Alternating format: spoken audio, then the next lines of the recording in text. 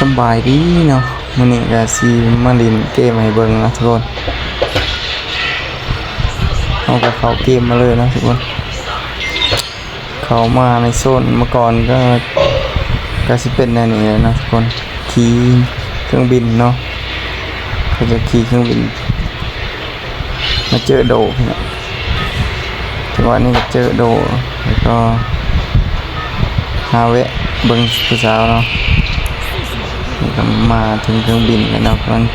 เตรียมสิโดดลงเนาะทุกคนแต่ว่าบ่ได้ขี่ในยนต์เนาะขี่อย่าง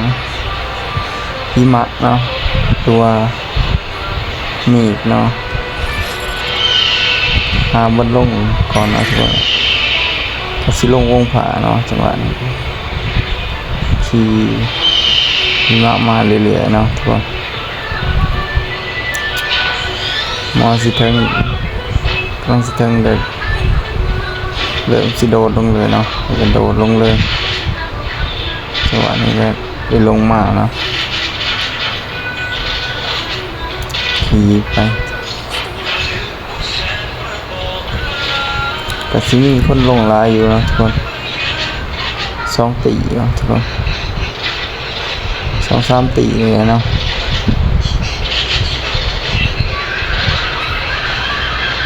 ลงมาก็หาบาดแอลนะทุกคนตอนนี้กับได้ปืนนะคนแต่เขาก็ยิงเนี่ยเกือบตายได้เอเคมาเนี่ยปัญญากรนะทุกคนพอเขายิงถือเขายิงมาเดือดเกือบรถเครื่องเอาโมห่อจังหวะนี้กันได้ลมเลยนะทุกคนถือเขายิงเขาก็หาคนยิงก่อนเนาะตอนนี้ก็เห็นอยู่นะทุกคนแต่ยิงบ่ได้จังหวะนี้ซัดใส่เนาะเรียบร้อยบัดหัวนะคนจะเพื่อนเขาก็ตายเลยเนาะคนหนึ่งถ้าบางคนอยู่นะสอนเห็นเลยนะทุกคนมันโดดขึ้นถึงลังกานะนิ่งโมเลยนะทุกคนตอนนี้ก็ยิงปืนจรวดไปใส่เนาะยิงไปอีกทุกคนยิงปืนไฟตอนนี้ก็ลงมาเนาะทุกคนมันโอ้ยตกใจเบิดเนาะทุกคนคิดว่าเป็นคนอื่นเนาะกลัวบ่แม่นตอนนี้ก็หาอยู่นะทุกคนเขาจะยิงยังบ่ได้เนาะให้โผล่ออกตอนนี้ก็ยังหาอะไรมีนะครับหาจังหวะอยู่หาเขายังไม่เห็นเนาะทุกคนเอาโดนยิงแล้วหมูเขาเนาะทุกคนหาอยู่ เห็นแล้วเนาะทุกคนแต่มันยิงบ่ทันได้เนาะมันบ่เห็นชัดเนาะทุกคนแล้วนี่ก็แลนเข้าไปหาเลยเนาะทุกคนเพราะมันยังเหลือบ่หลายเนาะโอ้ยสิโดดขึ้นแต่ว่ากดผิดนะทุกคนเรื่องอะไรเห็นแล้วนะทุกคนตั้งไว้บ่อยอยู่ขี่ไปขี่มาอยู่ว่าสิยิงเจาะไอ้บ่อยจังหวะนี้เนาะแต่เพื่อนเขายิงหลบเลยเนาะเจาะไอ้บ่อยเพื่อที่เขาไปซอยหมูแต่ว่าหมูเขาก็ยิงตายนะ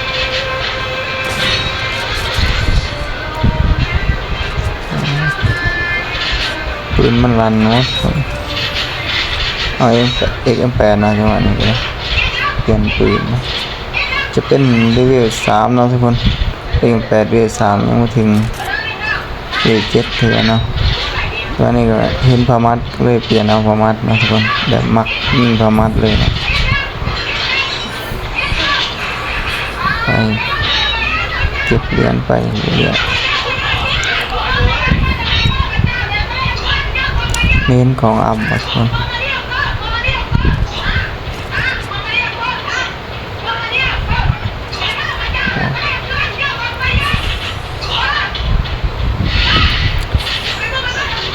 ไปกับมาวนโดดลง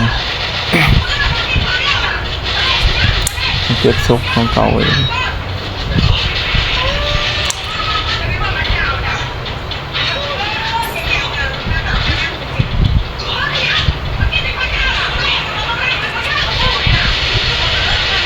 จังหวะนี้ก็พามของไปเรื่อยๆนะทุกคน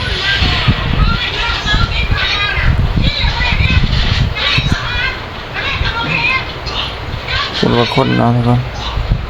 ตอนโบแมนศพก็ยิงตายแล้วเนาะขึ้นไปเวกได้สโคปทีเนาะทุกคนจังหวะนี้ก็เก็บของไปเรื่อยเนาะทำของไปเรื่อยได้มาแล้วเนาะสโคปทีเก็บลูกปืนเป็นเรื่อยเนาะ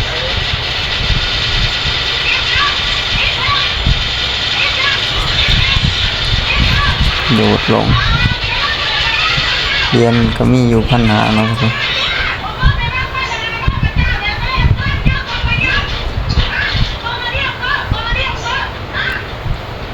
จังหวะนี้ก็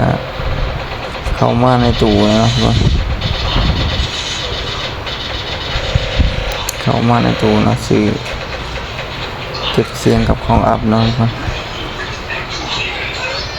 ทีนี้ก็อัพไปแล้ว2นะทุกคนเป็นเลยคือ2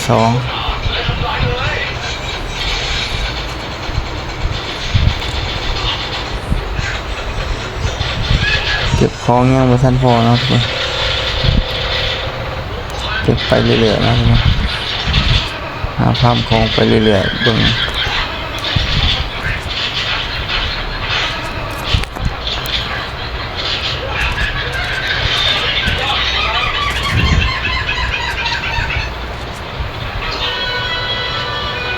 ทำไปเรื่อยๆแล้วกำลังเก็บไปตัวหนึ่งเนาะทุกคน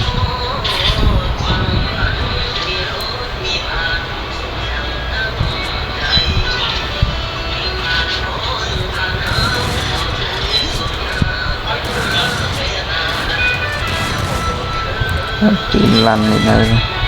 ยิ่งลูกปืนจริงนะเพราะมันลายเกิน58 56ใช่ซื้อของอัพไปอีกนะเดี๋ยวจะอัพเป็นเวอร์3เนาะได้มาแล้วทุกคนไปจังหวะนี้ลุยต่อนะทุกคน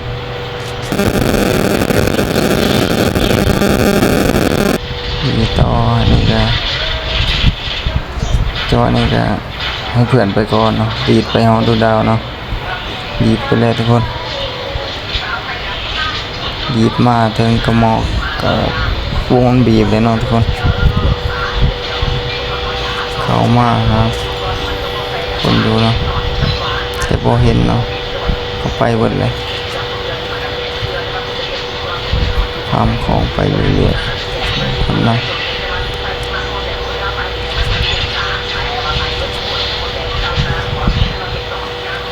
จังหวะนี้มองกำลังดีกลับมองกันอย่างนี้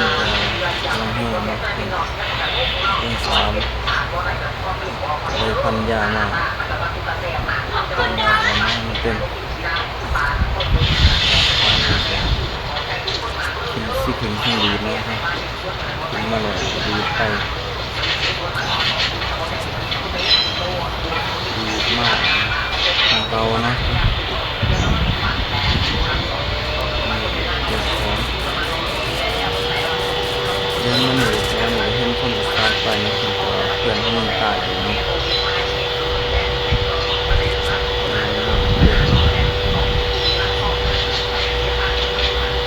เป็นพูดอย่างนี้นะ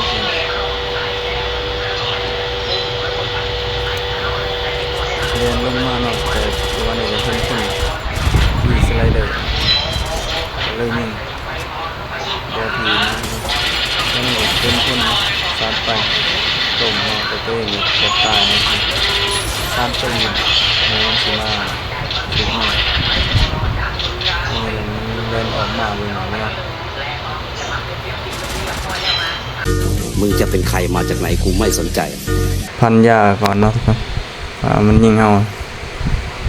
เห็นอีกเนาะทุกคนยิงไปแต่บ่ถือมันแดนขึ้นเทิงอีกเนาะมาจากวันนี้ก็ซองบางคนก่อนเนาะวนหาคนอยู่เนาะยังบ่ทันเห็น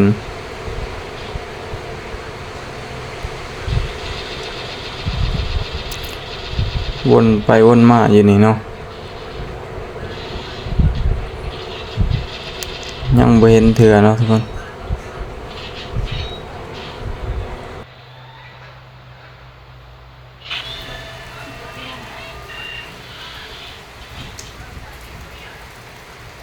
จังหวะนี้ก็เห็นคนเนาะทุกคนก็เลยยิงไปยังบ่แตกอีกเนาะทุกคนเพื่อนเฮาก็ล่มไปอีกเนาะทุกคนปุ่นนึง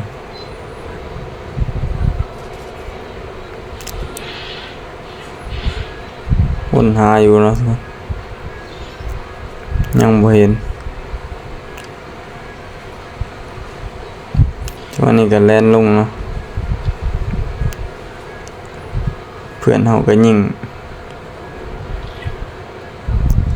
ล่มไปอีกเนาะนึง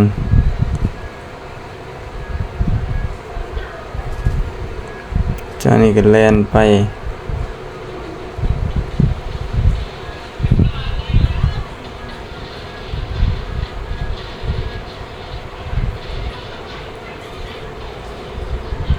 ตัวนี้ก็เห็นคนก็เลยซัดไปอีกล่มเนาะทุกคนซ้ำเรียบร้อยเนาะตัวนี้ก็เพื่อนเฮาก็ล่มอีก2เนาะทุกคนตายผู้หนึ่งยังผู้หนึ่งเนาะวงก็เริ่มบีบแห้งเนาะทุกคนก็เลยพันยาอีกทุกคน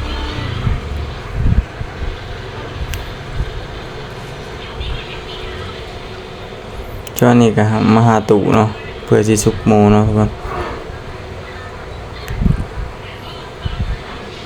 แต่เพื่อนก็ยังบ่ทันกดตายเนาะมันยังสุบบ่ได้เนาะทุกคนเพื่อนตายแหละแต่ว่าสุบผู้สาวก็กำลังมาเนาะให้ผู้สาวสุบผู้สาวปัดว่าบ่มีเรียนเนาะทุกคนเลยกลับมาสุบคืนอีกไปผู้สาววงบีบแห้งเลยไปตัวนี้ขึ้นเครื่องดีดเนาะก็เลยดีดมาผัดมาเจอคนอยู่นี่เนาะก็เลยสาดไปล่ม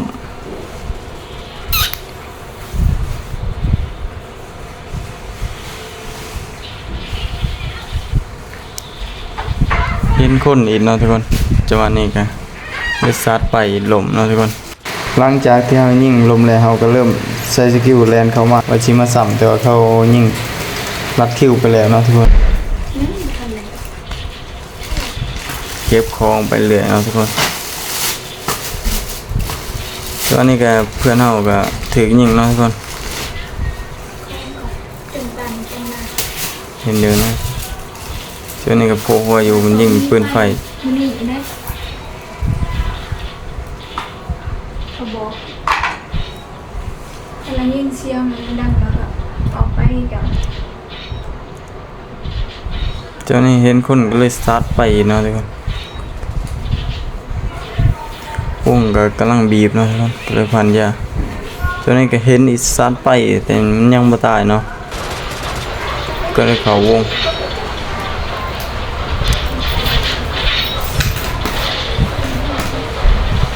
พันยาก่อนเนาะทุกคนวงบีบแห้ง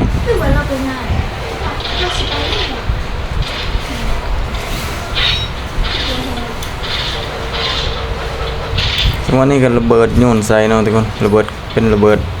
ควันสีเขียวเนาะระเบิดเจาะไอ้วอลเข้าไปเจ้านี่ก็ซัดอีกเรียบร้อยเนาะเจ้านี่ก็เห็นอีกยิ่งอีกเนาะทุกคน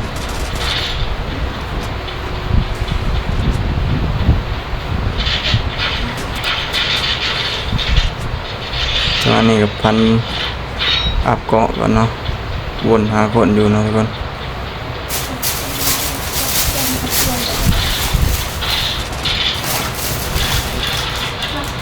ว่านี่ก็เจาะไอ้วอลไปเนาะทุกคนพอวงมันกำลังบีบเนาะ เลยเจาะไอ้บ่มันถือเฮายิงเจ็บเลยเนาะทุกคนมันแล่นลุมๆเลยเนาะทุกคน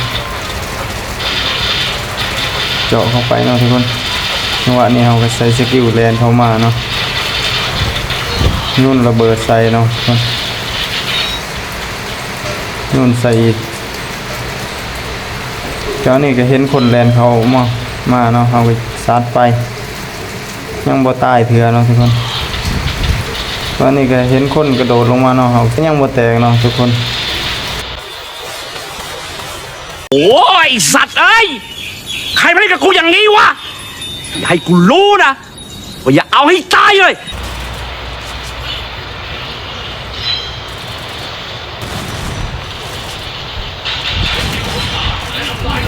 มึงยังไม่ตายเหลือเชื่อจริง